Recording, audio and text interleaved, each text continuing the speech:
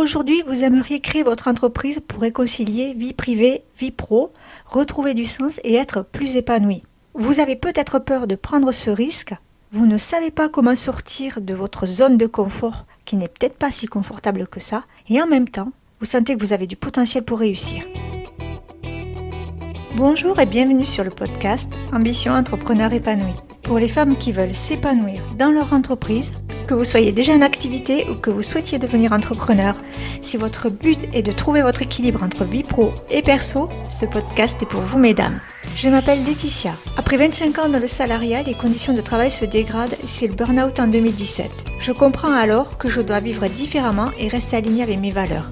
À 45 ans, je crée mon entreprise. Aujourd'hui, je suis une entrepreneure épanouie. Donner du sens, contribuer dans ce monde en utilisant vos valeurs et vos talents, je suis convaincue que vous pouvez le faire aussi grâce au développement personnel et au web. Ma mission avec ce podcast, vous aider à vivre d'une entreprise qui vous épanouira. Et c'est parti pour un tout nouvel épisode d'Ambition Entrepreneur Épanoui.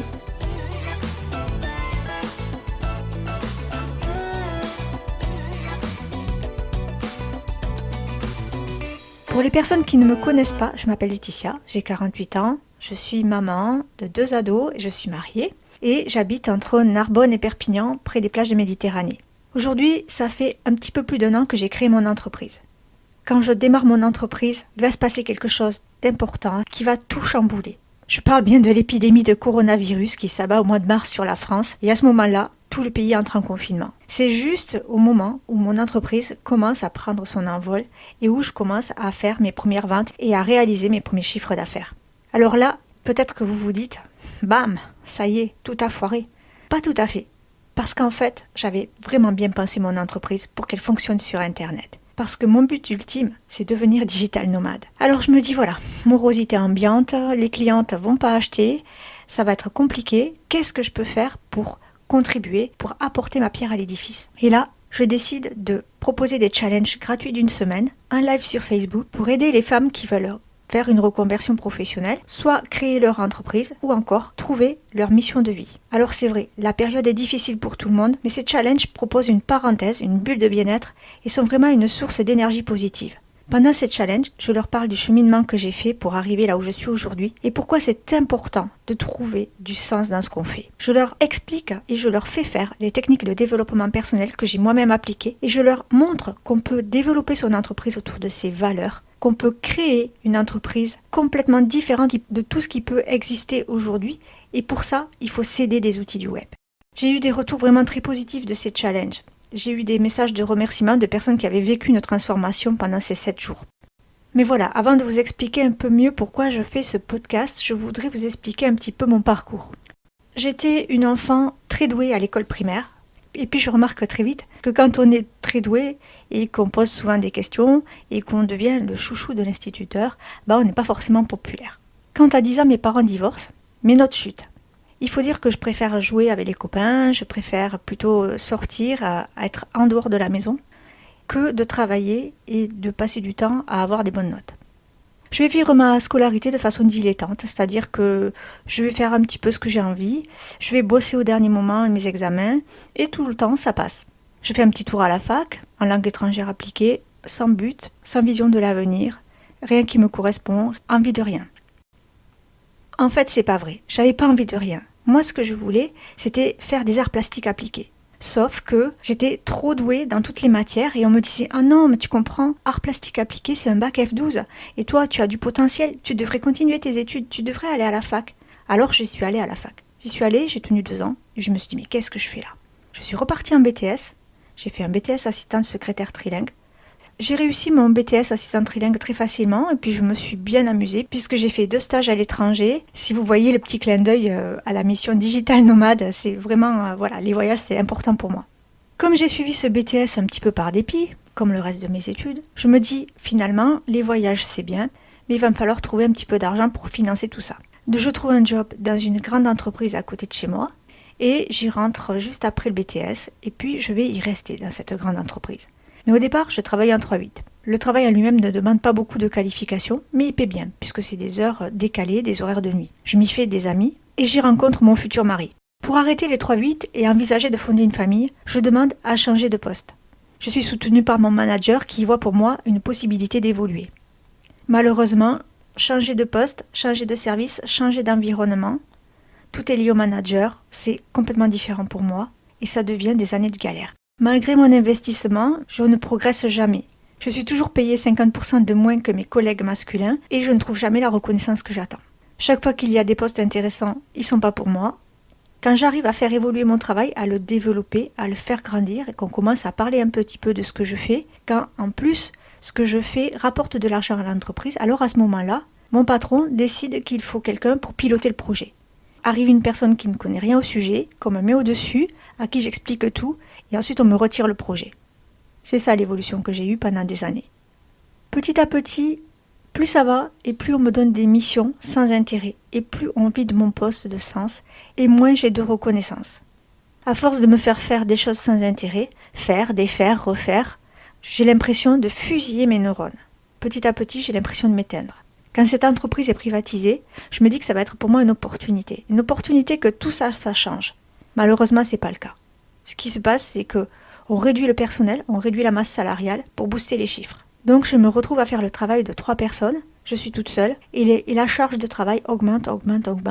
La qualité est impossible à tenir, on ne peut plus faire du travail de qualité. La qualification disparaît, puisqu'on me demande de faire tout et n'importe quoi. Et finalement, tout ce qui fait qu'un salarié se sent bien dans son travail disparaît.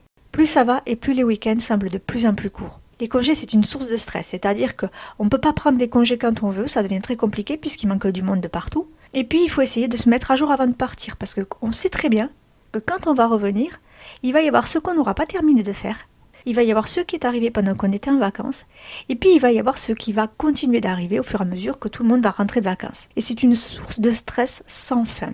Alors, pourquoi rester ? Il y a 10 ans, je me suis déjà posé cette question et je me suis dit, je vais créer mon entreprise. Je vais créer une entreprise que je ferai le week-end. Je vais créer de l'artisanat, moi qui aime tout ce qui est créatif. Je vais créer ça le week-end. J'irai le vendre sur des marchés de Noël. J'irai le vendre sur des marchés artisanaux. Sauf qu'en fait, j'ai rien calculé du tout. J'ai rien pensé. J'ai juste pensé, oui, je sais faire ça, c'est super ce que je fais. Tout le monde autour de moi trouve que c'est magnifique. Et donc forcément, je vais avoir quelqu'un qui va l'acheter. Ça s'est pas passé comme ça. Et puis en plus, je n'avais pas le temps de le gérer complètement, correctement, et j'ai fait des erreurs. Je me suis lassée, je me suis fatiguée, j'ai laissé tomber, et je me suis dit que finalement, mon salaire qui tombait tous les mois, c'était bien mieux. Donc, j'ai arrêté mon entreprise, et j'ai continué sur le poste que j'occupais. J'ai continué comme ça, donc, pendant 10 ans. Mais je vais vous dire une chose. Ce qui s'est passé, c'est que pendant 10 ans, j'ai mis sous cloche cette envie de créer mon entreprise. Je l'ai ignorée. J'ai continué, je me suis dit, c'est pas grave, pense aux factures à payer, pense au prochain voyage que tu vas faire avec tes enfants. Pense aux prochaines vacances. Et puis les enfants, si un jour ils veulent faire des études, tu vas avoir besoin d'argent. Donc tu ne peux pas laisser tomber ton CDI. Il faut que tu t'accroches. Je me suis accrochée. Et puis un jour, je me suis effondrée. Burn-out. Pour m'en sortir, je me remets en question. Et je fais des démarches. Je vais voir des psychologues, je vais voir un psychiatre, je vais voir une conseillère du FONGECIF parce que je me dis que j'ai peut-être besoin de faire une formation et de changer de voie. Donc je me remets en question et je comprends plusieurs choses. Je comprends que je suis autodidacte. Je comprends que je suis multipotentiel et je comprends que je suis aussi au potentiel. Alors comprendre ça permet d'y voir plus clair et de savoir pourquoi pour un manager, aujourd'hui je suis ingérable. Et ça permet aussi de se dire que, oui, j'ai du potentiel, oui, j'ai de la ressource, et oui, je peux créer mon entreprise et m'en sortir. Dans ce podcast, tout au long des prochains épisodes et au fur et à mesure que je vais faire grandir mon entreprise, je vais parler tout le process que j'ai mis en place pour pouvoir arriver à créer cette entreprise, à la mettre sur Internet, à la digitaliser, à avoir aussi du contact humain. Je ne vais pas vous parler du monde des bisounours. Dans ce podcast, je vais être cash et je vais tout vous dire. Le bon, le mauvais, le moins pire. Je vais vous parler de la vraie vie d'entrepreneur. Et dans ce podcast, on va parler de vivre mieux au quotidien, en utilisant la loi de l'attraction et la gratitude. On va parler d'entreprendre en respectant ses valeurs. On va parler d'utiliser ses talents, parce qu'on en a plus que ce qu'on ne pense. On va parler de faire ce qu'on sait faire le mieux. On va parler de donner du sens à son projet et en même temps avoir une vie équilibrée entre la vie pro et la vie perso. Parce que c'est ça qui est important. C'est d'avoir une vie professionnelle et personnelle qui se mélangent et qui ne font plus qu'un. Mais aussi, dans ce podcast, parce que c'est ça aussi l'entrepreneuriat, On va parler de comment on applique les nouvelles techniques des marketeurs au développement de son projet de vie. Et croyez-moi, si je l'ai fait à 45 ans après un burn-out, vous pouvez le faire aussi.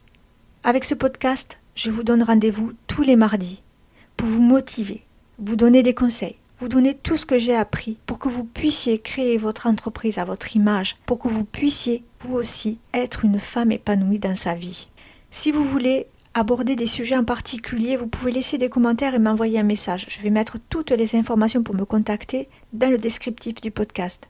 Je vous invite aussi à laisser votre avis, laisser des étoiles, ça me permettra d'améliorer mes futurs épisodes. Et si vous avez aimé ce podcast, alors abonnez-vous. Et je vous dis à très vite pour le premier épisode d'Ambition Entrepreneur Épanouie.